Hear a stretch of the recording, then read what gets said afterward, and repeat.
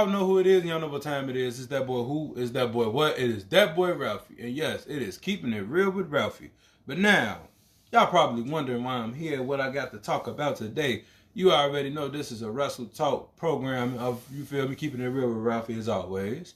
So, I'm talking about my predictions for Saturday night's main event. That is, you know, of course, that is this up and coming Saturday. So, not even gonna hold y'all. Not even gonna lie. I'm gonna keep it. I'm gonna keep it simple. I'm gonna give my opinions and my honest opinion on certain things. And okay, the first match that I see is Bron Breakker versus Sheamus for the IC Championship. Now, this is the title that is, I'm not even gonna sit here and lie. This is the title that's holding Sheamus back from being a Grand Slam champion. Sheamus has won every single championship in WWE except for the Intercontinental title.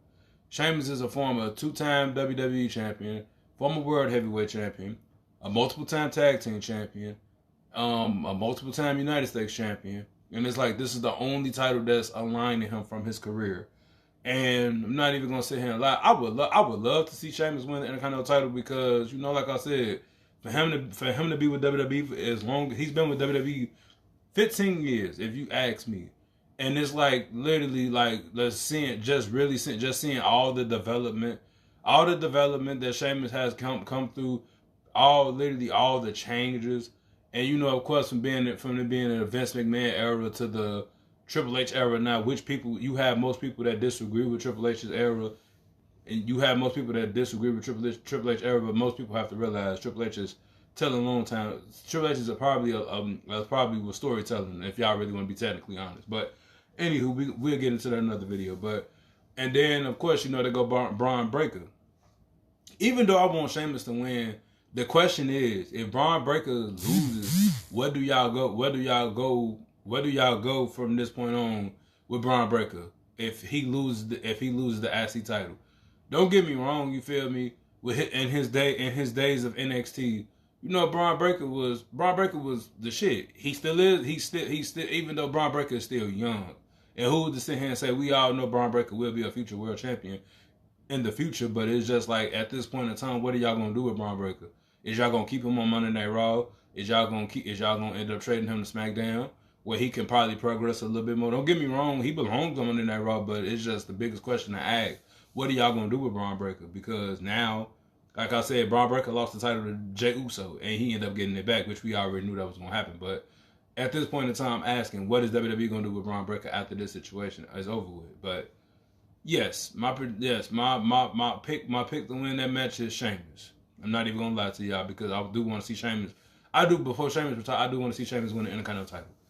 And then of course we have Mommy, aka Rhea Ripley, the new Women's World Heavyweight Champion, defending, putting her title on the line against Nia Jax for the first time.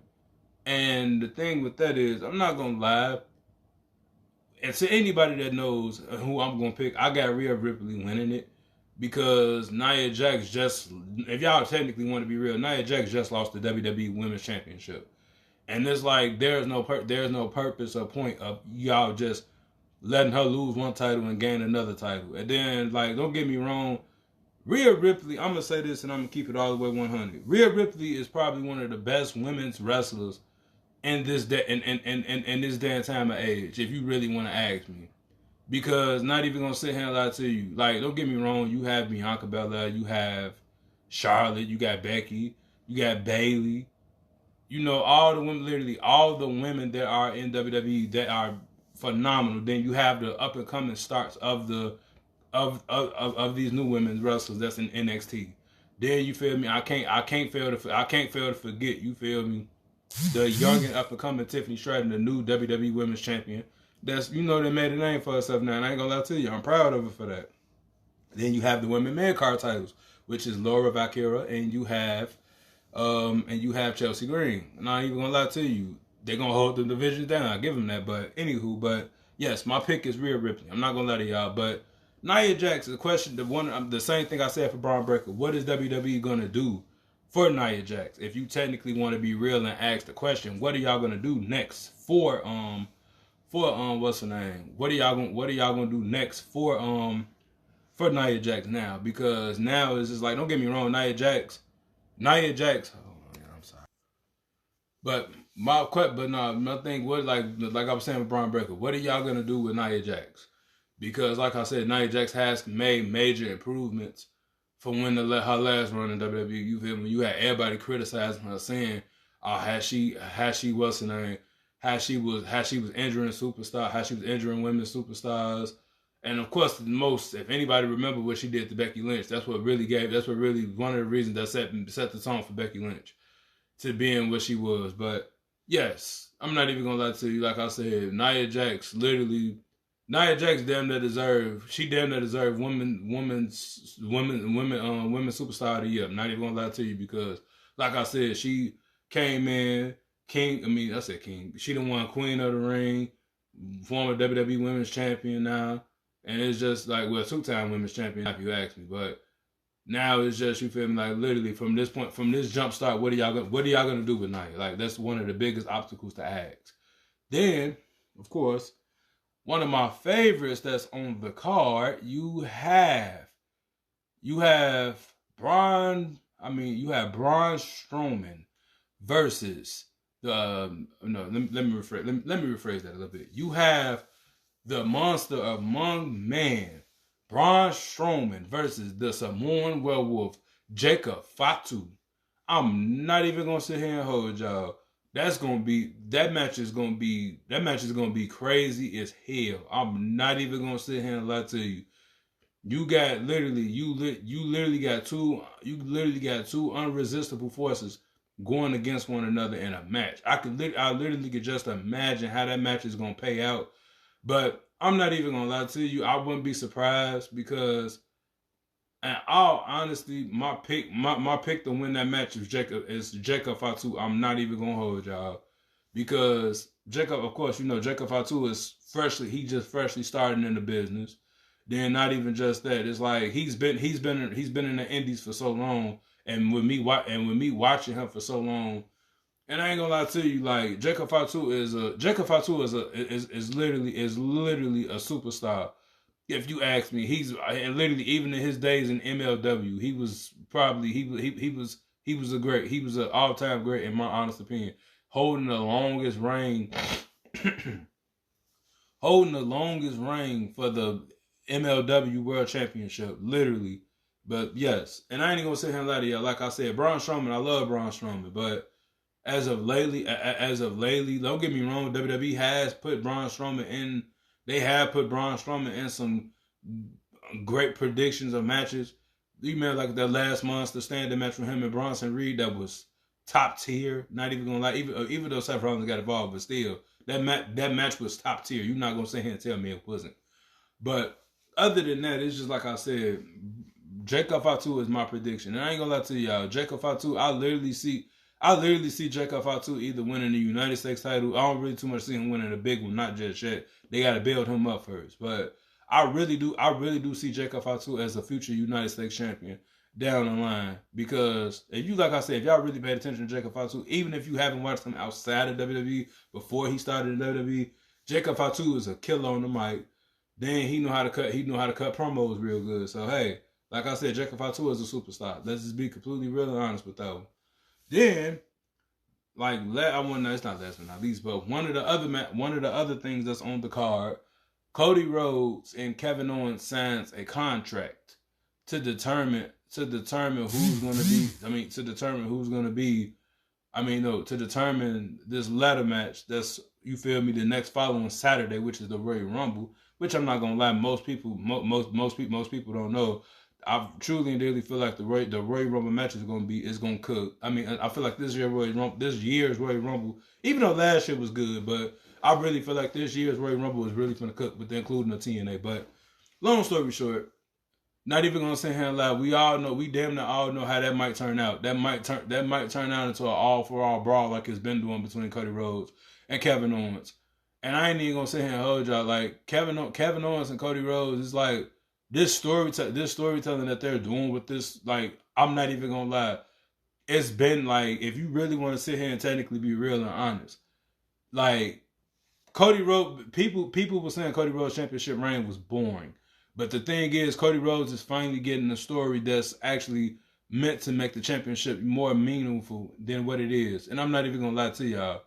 Even though Cody Rhodes' reign, his title reign has been phenomenal. You feel me? He didn't offend. I want to say he didn't offend. He already has defended that title 100 sometimes. And it's like, of course, and it's like, of course, you have people, you have people with their opinions. You have people that sit there and hate on Cody Rhodes.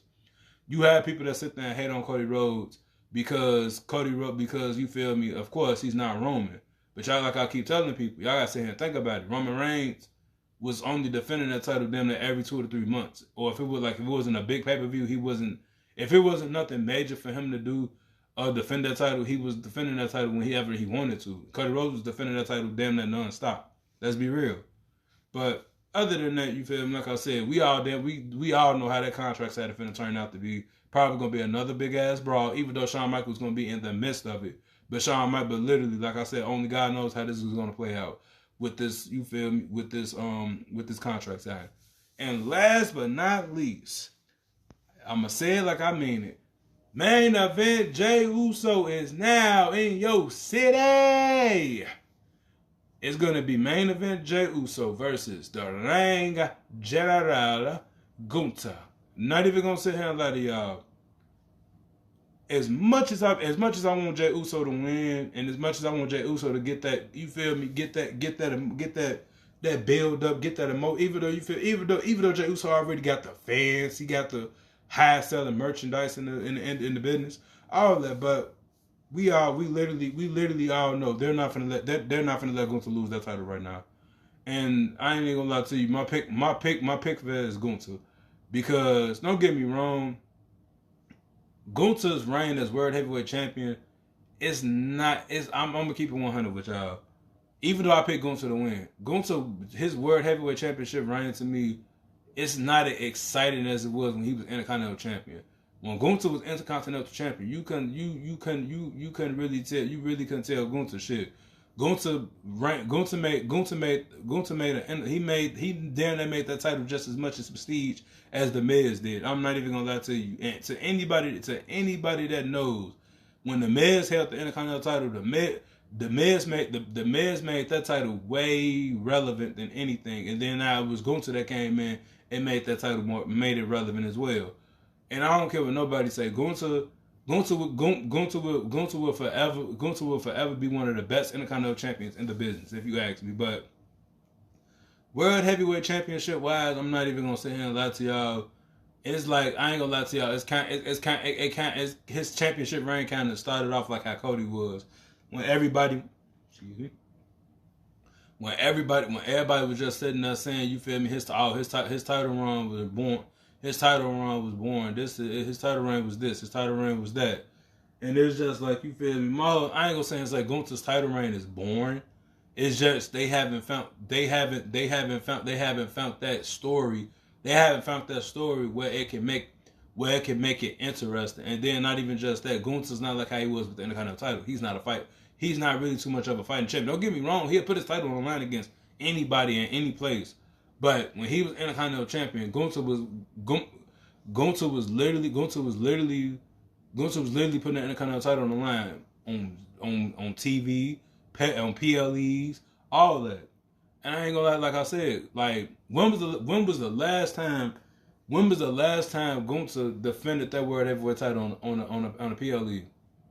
Like, dead ass. I want to say the last time we seen Gunther literally defend the World Heavyweight title on the PLE was fucking I think it was Bash at Berlin. Yeah, it was Bash at Berlin. That was the very last time we ever seen him defend that world title on a PLE, and of course it was against the Apex Predator, the Viper, the Legend Killer, Randy Orton, which was a good ass match. But other than that, it's just, you feel me, you like, damn, you're really sitting here saying like, damn, when is the next, like, if anything, and then it's crazy because don't get me wrong, Gunther's been mainly defending his title on the main events of Raw, and you feel me, the last time he defended his world title, which was at fucking the last Saturday night's main event that had just passed in the triple threat match, which I'm not gonna lie, the triple threat match did cook. I'm not gonna cap, but like I said, and then it's just like with the Royal Rumble being the next following week, how come he couldn't defend his? How come y'all couldn't make some type of match stipulation for him. Not stipulation, but how come y'all can't make some type of match for him where he could have defended his world heavyweight title at the Royal Rumble? But hey, I'm not finna. I can't question something I don't have no control over. But these are my predictions of Saturday night's main event, which is coming on Saturday on NBC/Peacock. If you have Peacock, if you have a Peacock account, hey, go check it out. If you got NBC, you already know it's on TV. But other than that, your boy Ralphie is finna go ahead and get up out of here. Once again, every Tuesday, every Friday, y'all stay tuned. Y'all be here, be ass to square, like I always say. But yes, other than that, like I said, your boy Ralphie finna go ahead and bounce up out of here. Peace. Thank y'all for the love support. By the way, if you come across this video, make sure you like it. Make sure you comment. Make sure you share it. Also, make sure you hit that notification bell so you don't have to ever miss a video. Thank y'all. Love y'all for the support. Peace.